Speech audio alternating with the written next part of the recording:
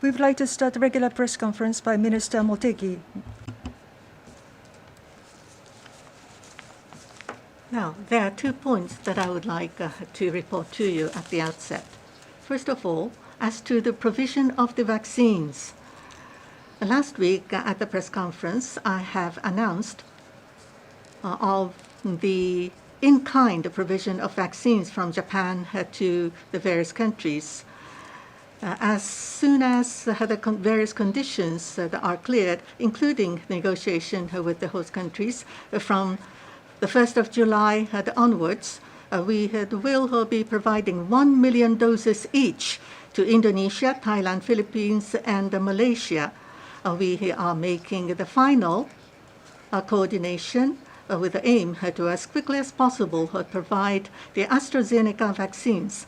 As for Taiwan and Vietnam, to which we have already provided the vaccines, we are planning to have additional provision of 1 million doses each.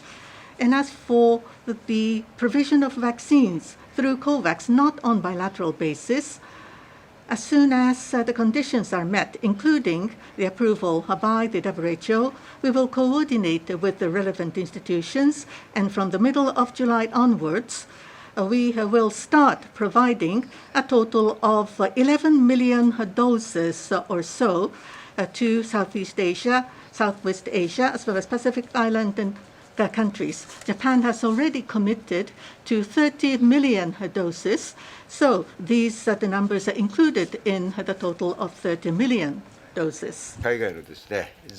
About the Japanese people who are staying overseas, vaccination for those people as the COVID-19 is spreading globally. Among those Japanese people who are staying overseas, some are concerned about vaccination in the country they stay. As Ministry of Foreign Affairs, for those Japanese who are staying overseas, we conducted a survey whether they would like to get vaccinated here in Japan, coming back home temporarily. And many responded that they would like to get vaccinated here in Japan. To answer such requests, starting from August 1st, we have decided to vaccinate those Japanese people who are normally staying overseas, but here in Japan, specifically from the middle or the end of July, using dedicated homepage. We would like them to make a booking when they come back to Japan temporarily, for instance, during the Bon holiday in August, in a place set up within the Narita Airport or Haneda Airport. They could get a jab of Pfizer's vaccine. In addition, requests have been made to allow Japanese expats temporarily coming back home to be vaccinated under the framework of workplace immunization. For those people, July 2nd and onwards, following a required procedure, we will make it possible for them to be vaccinated at workplace as part of a project for Japanese staying abroad. With regard to the details, after this press conference, we will post it on the MOFA's homepage. Please take a look at them. Thank you. If you have questions, please raise your hand. And when you're designated, please come to the nearby microphone and state your affiliation and your name. So Watanabe-san, please. This is Watanabe from NHK. As you have already stated on the vaccines, on this point, the names of the Southeast Asian countries that have been mentioned. What is the background in selecting those countries? This could be the vaccine diplomacy for Japan in certain sense. So I'd like to hear your view, sir. Now, this time, for Japan, through COVAX, we will be providing vaccines to the developing countries. And we will be conducting funding for this purpose. On the 2nd of June, we had the COVAX vaccine summit being jointly organized by Japan. And as you may know, of the population of the developing countries, we would like to cover 30% of the population. There are funding gaps, about $1.7 billion worth of funding gaps existed. And on the whole, for the $7.3 billion, which would be necessary for the whole year this year, we would like to provide the necessary funding. And from last year onwards, Japan has been leading the way for the provision of the vaccines. So we will be making procurement of the vaccines and providing these vaccines, and it will continue to be an important project for Japan. On the other hand, for vaccines, there are some requests from different countries that they would like to have vaccines in kind. And for such requests, for those countries where there has been dramatic expansion and spread of the infection, and those countries who are in dire shortage of the vaccines, for those countries and territories and regions, and looking at the availability of the vaccines and shortage of vaccines and the relationship with Japan, we have been conducting a comprehensive consideration. And also the AstraZeneca vaccines to be provided in kind for the countries as well as the regions when they have already had the agreement with the AstraZeneca and so forth, and they have cleared the necessary requirements, then we will be able to quickly be able to provide the vaccines. Now, as for countries such as the Pacific Island countries, because they do not have agreement with the AstraZeneca, so we will be providing vaccines through COVAX and not on bilateral basis, so that we would like to facilitate the supply of the vaccines as much as possible. So we will be going through COVAX in these cases. But even though we will be going through COVAX, but for those regions and for those countries, we will be coordinating with COVAX in order to meet their needs. Next question, Sato-san.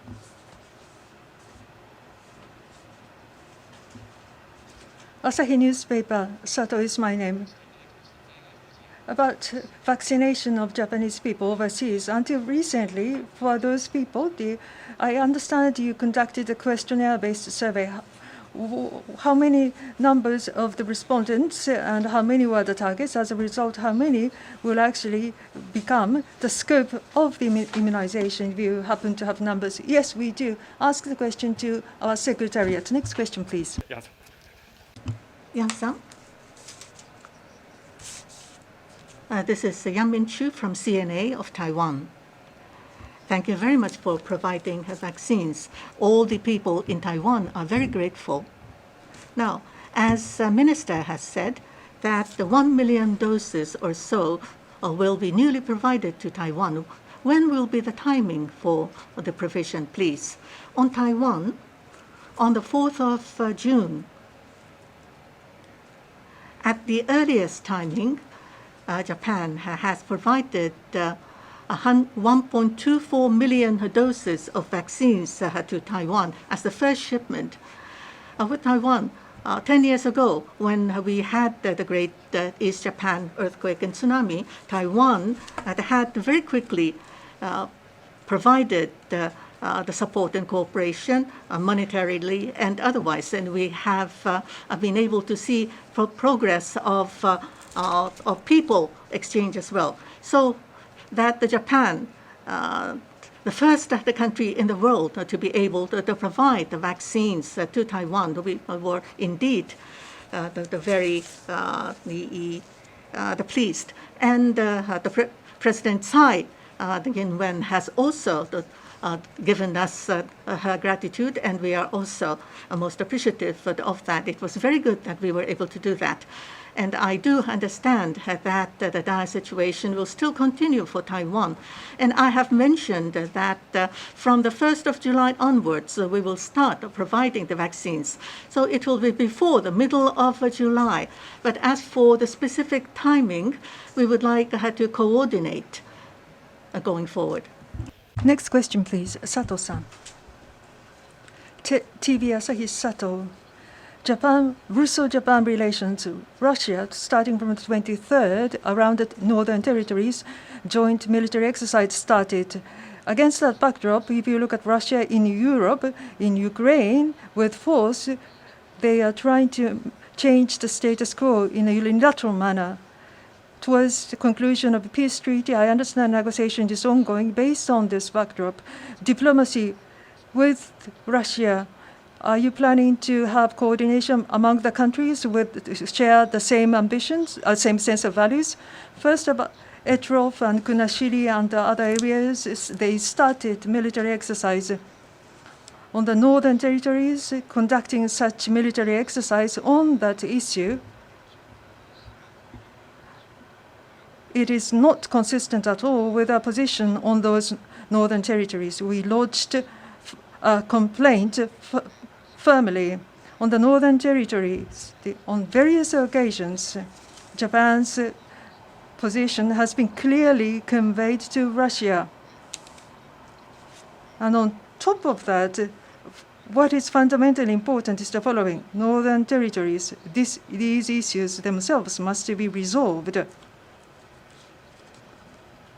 Various activities by Russia, including Ukraine, with European countries during normal times on various matters, we have been communicating very closely with European countries. Regarding this northern territory issues, this is indeed a negotiation between Russia and Japan. In the international arena, about the attempts to unilaterally change the status quo, yes, we are coordinating with countries, but on this northern territory issues, to solve this, Russia and Japan must address this, and the negotiation is ongoing. With regard to the policies of negotiation, or how we would like to proceed, what's actually happening in terms of substance, these are all related to negotiations, so I would like to refrain from touching upon them. Any other question? Ichigo-san, please. Ichigo from Jiji Press. And next week there will be the 9th Palm meeting to be held. So, against the backdrop of the international situations, what is the relevance of holding the Palm, and what should be the outcome of the meeting? For the Palm Summit, we are holding once every 3 years. And we were hoping that we will be able to have on a face-to-face basis, but it will be held on the virtual basis. And on the 2nd of July, we will be holding the 9th at the Palm. There will be the several major points. The response and the recovery from the COVID-19, and secondly, sustainable ocean based upon the rule of law, and thirdly, climate change and disaster risk reduction, and furthermore, to strengthen the infrastructure for a sustainable and resilient economic development, and also human exchange as well as human resources development. For all these issues, we hope to have a very frank exchange of views with the Pacific Island countries and the leaders. And as I have already announced at the outset, Japan will have already been conducting the various cooperation, including providing the vaccines. And as through the Palm, for many, many years, we have been able to nurture the deep bonds, and we would like to further strengthen as well as deepen such bonds. Any other questions? Sato-san. Asahi newspaper, Sato. I'm sorry to repeat the same question about Hong Kong.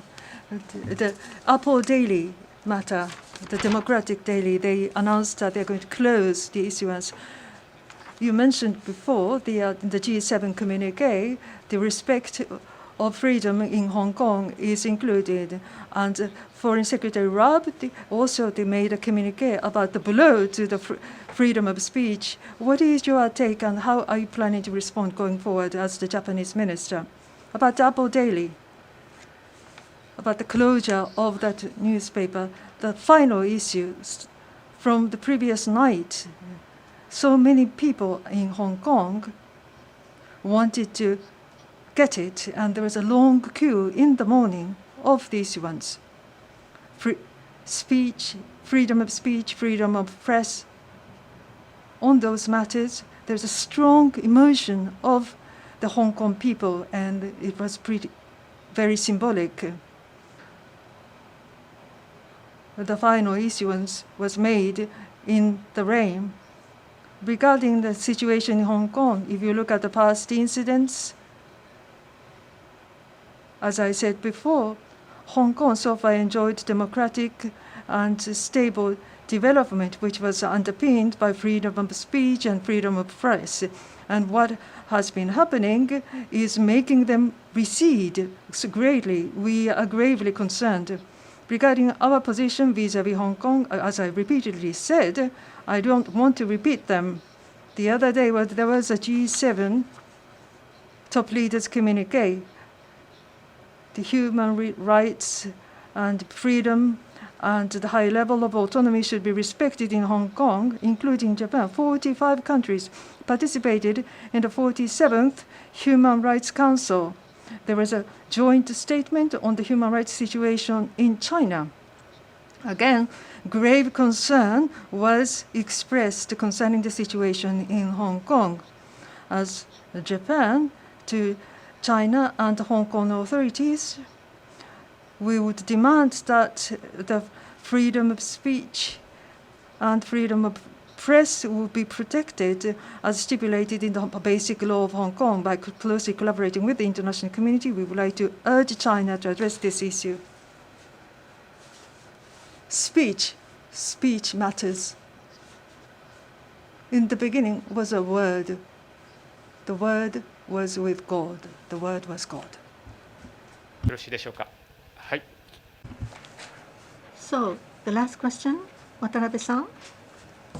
Sorry for repeatedly asking a question. On Japan-Russia relations, once again, I would like to ask a question.